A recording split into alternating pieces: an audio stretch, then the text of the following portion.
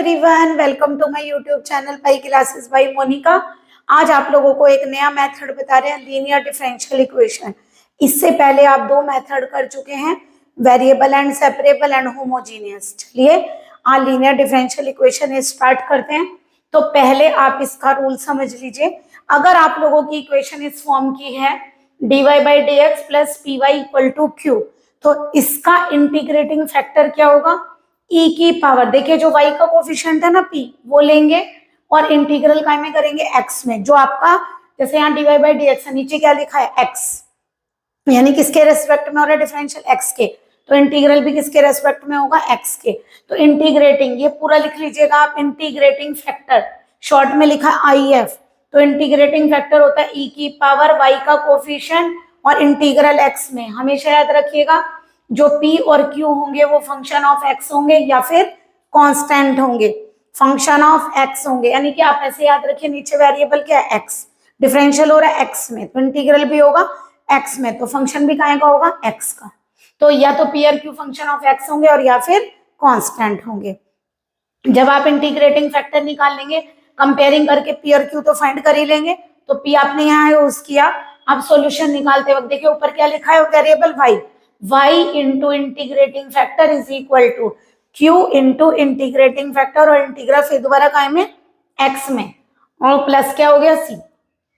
अब देखिए यही इक्वेशन अगर इस फॉर्म की हो, यानी कि वेरिएबल x यहाँ हो जाए और y यहाँ हो जाए, आप लोगों का वेरिएबल रिवर्स हो गया, dx by d y plus p x is equal to क्या हो गया? q। तो आप लोग बताइए वेरिएबल अब नीचे किस में डिफरेंशियल हो रहा है? y में, तो इंटीग्रल भी काय में होगा? y में। तो p और q किसके फंक्शन होंगे? y के, और या फिर क्या होंगे? कांस्टेंट। ओके, तो सॉल्यूशन कैसे लेंगे? ऊपर वेरिएबल क्या है? x into integrating factor right side पर वही q, जैसे मान लिया था, इंटीग्रल काय में? y में, और प्लस का कांस्टेंट। ओके, तो देखिए ये आप लोगों का मेथड है और जब हम करेंगे तब आप लोगों को क्लियरिटी आ जाएगी। चलिए सॉल्यूशन 1 करते हैं। ये आप लोगों का dy by d x plus 2y equal to sine x. देखिए पहले चेक करा करिए, इस 2y को हम इधर ले जाएं तो x और y सेपरेट कर सकते हैं? नहीं ना, क्योंकि प्लस माइनस में आ जाएंगे, प्लस या माइनस में होता है तो सेपरेट नहीं कर पाएंगे। तो इसका मतलब वेरिएबल सेपरेबल नहीं लगेगा। और देखिए अगर मैं इधर 2y ले जाऊं तो भी आप लोग डिग्री चेक नहीं कर सकते, इसीलिए होमोजीनियस भी नहीं लगेगा। यानी आप लोग क्या कोशिश करेंगे फिर? लीनियर लगाने की। ठीक है, तो लीनियर डिफरेंशियल इक्वेशन है तो क्या लिखेंगे? विच इज है इस फॉर्म की ना। वैसे तो देखते ही पता चल जाते हैं, लेकिन फिर भी हमने आप लोगों को बताया कि आप लोग चेक करिए। Which is linear differential equation with respect to x है, तो अब चेक करिए जरा। इसकी सबसे पहले क्या करेंगे? कंपेयरिंग विद, याद रखिएगा इसका कोफिशिएंट हमेशा 1 होना चाहिए, तभी कंपेयरिंग करेंगे। कंपेयरिंग किसकी करें? इक्वेशन 1 की। कंपेयरिंग इक्वेशन 1 विद किसके साथ कंपेयर करेंगे? dy by d x plus p y is equal to q के। तो p कितना आ गया? 2 और q कितना आ गया? Sine x। अब क्या करिए? इंटीग्रेटिंग फैक्टर निकालिए। क्या फार्मूला? e की पावर p इंटीग्रल x में करेंगे क्योंकि डिफरेंशियल x में है, p हो गया 2 dx। तो यहाँ पर इंटीग्रल करेंगे e की पावर 2x। तो ये आप लोगों का क्या आ गया? Integrating factor. अब एक काम करिए, सॉल्यूशन फाइंड करना है। तो देखिए क्या रूल है? y, यानी ऊपर जो वेरिएबल है y, इंटीग्रेटिंग फैक्टर से प्रोडक्ट करिए। q क्या है आप लोगों का? साइन x, इंटीग्रेटिंग फैक्टर से प्रोडक्ट करिए dx। तो इसको ऐसे लिख लें, e की power 2x sine x dx। हम इंटीग्रल में आप लोगों को इसका रूल सिखा कर लाए हैं। देखिए डिफरेंशियल या इंटीग्रल में ये आइलेट के हिसाब से क्या होगा? सेकेंड फंक्शन, और ये क्या कहलाएगा? First factor and second factor. लेकिन e और साइन में से आप किसी को भी एलिमिनेट नहीं कर सकते, यानी कि कोई भी डिफरेंशियल करके फिनिश नहीं होगा।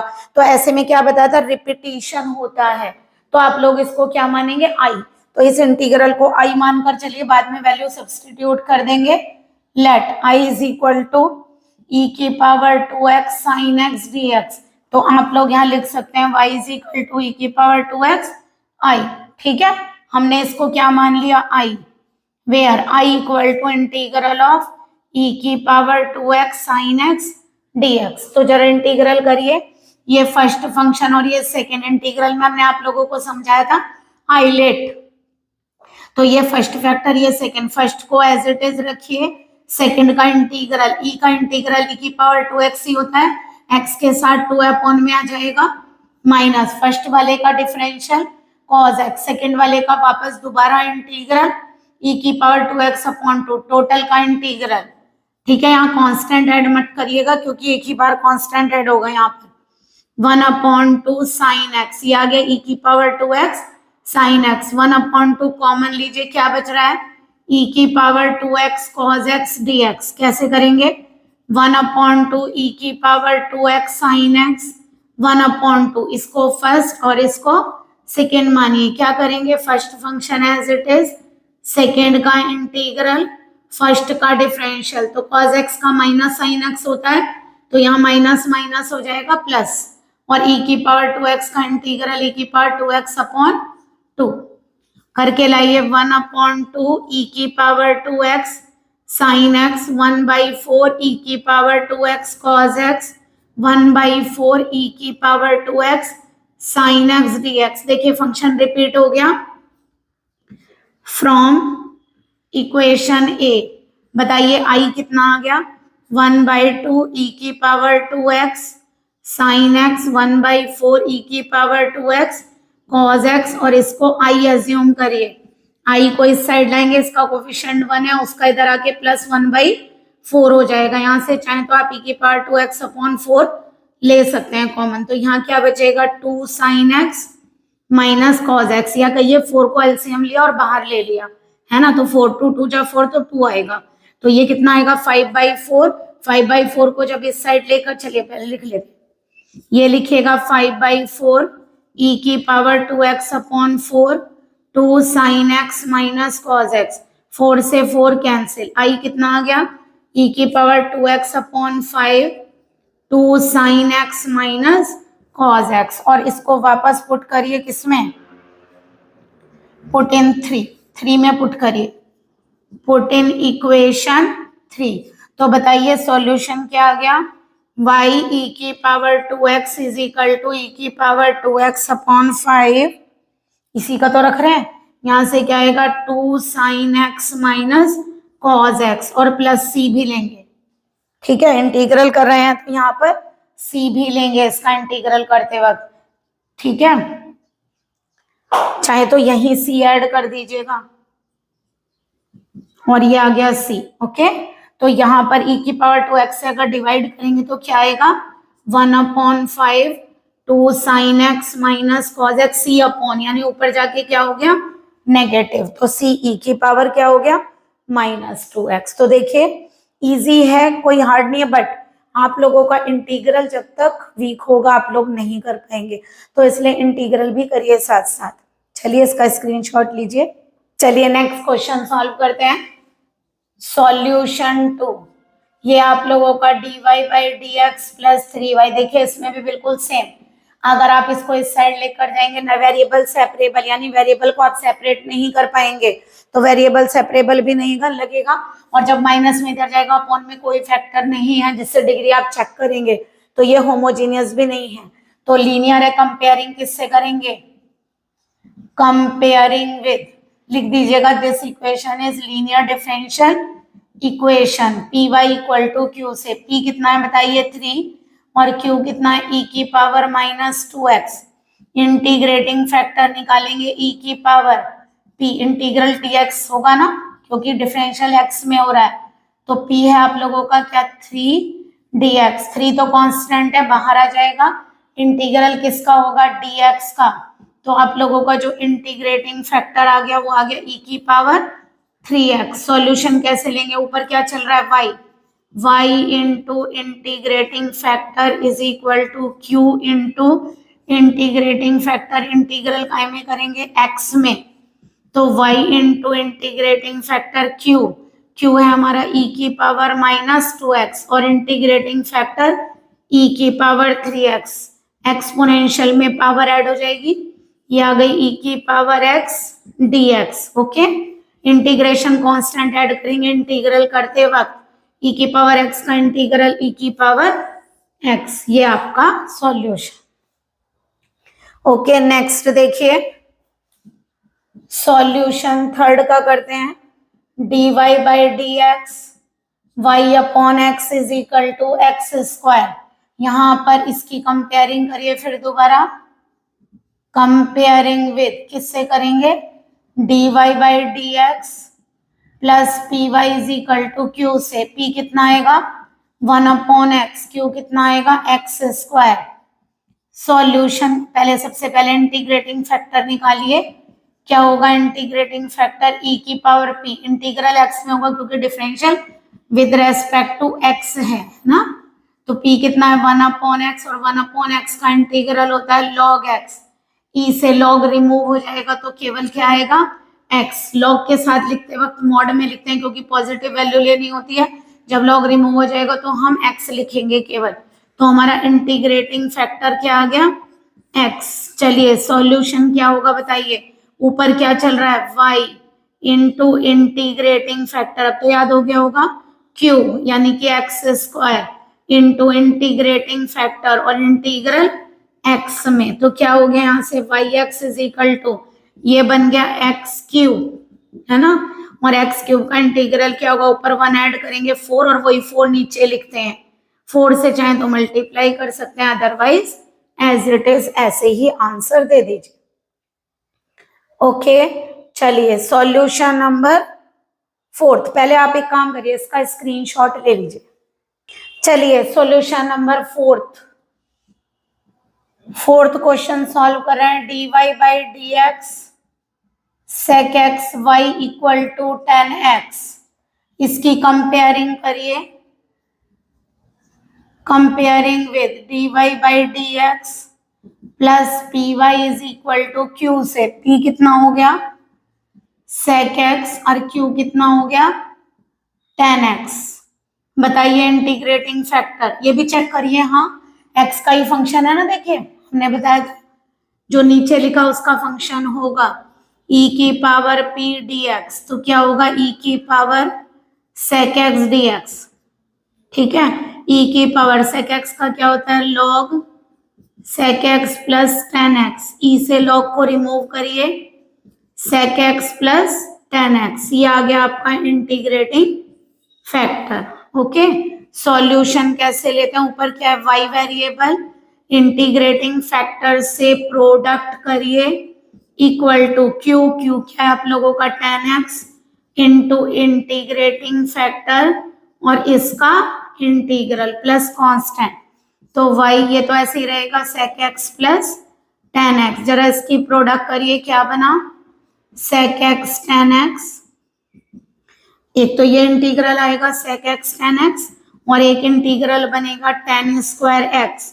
हमें tan स्क्वायर का इंटीग्रल करना नहीं आता है तो उसको चिकाई में चेंज करेंगे sec वाले में। बताइए sec x tan x का इंटीग्रल तो आप लोगों को आता है sec x, इसको चेंज करिए tan स्क्वायर x को sec स्क्वायर x माइनस 1, तो ये कितना आ जाएगा y sec x plus tan x, sec x का sec x, sec square x का इंटीग्रल tan x, 1 का x और प्लस c। देखिए ये आप लोगों का सॉल्यूशन।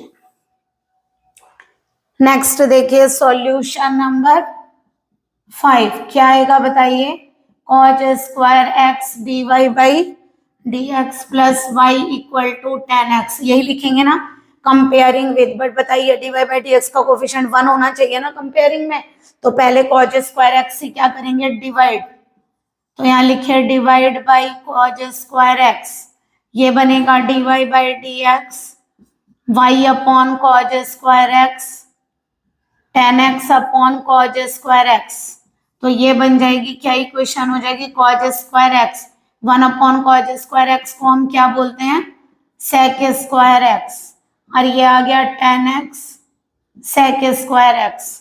अब करिए किससे कंपेयरिंग करेंगे, comparing with dy by d x plus p y is equal to q से, तो p कितना हो गया बताइए sec स्क्वायर x और q कितना हो गया 10x sec स्क्वायर x, ठीक है। चलिए सॉल्यूशन क्या होगा y इंटू इंटीग्रेट, अच्छा पहले इंटीग्रेटिंग फैक्टर तो निकालिए, क्या होगा बताइए, e की पावर p dx, यानी e की power sec square x dx, और sec स्क्वायर x का इंटीग्रल क्या होगा, tan x। ठीक है, ये आ गया आपका e की पावर tan x। सॉल्यूशन क्या होगा, ऊपर variable y into integrating factor q आ गया tan x, sec square x into integrating factor plus constant.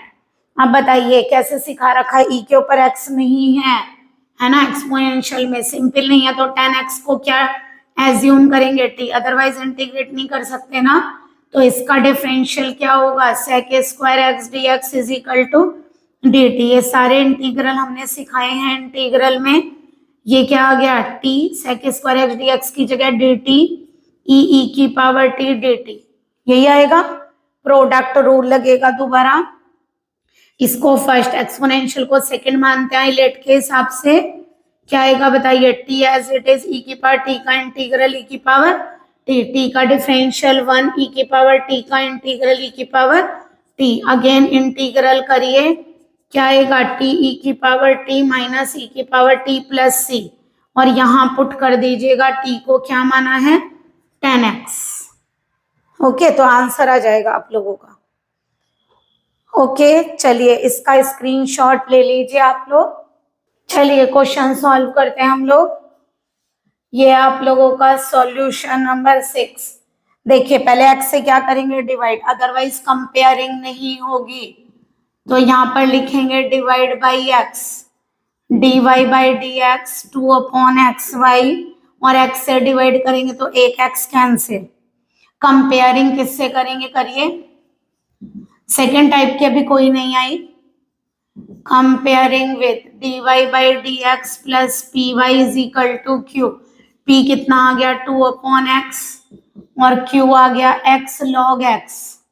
ठीक है, सबसे पहले इंटीग्रेटिंग फैक्टर e की पावर p dx होता है, तो 2 अपॉन x का इंटीग्रल क्या होगा, 2 log x, है ना, आपको पता है ये पावर इसके ऊपर लग जाती है ना, ऐसे पॉजिटिव हो गया, ई से लॉग रिमूव हो जाता है, आंसर आ गया एक्स स्क्वायर। ठीक है, सॉल्यूशन क्या लेते हैं, ऊपर वेरिएबल है y into integrating factor q क्या है, x log x into integrating factor dx plus c।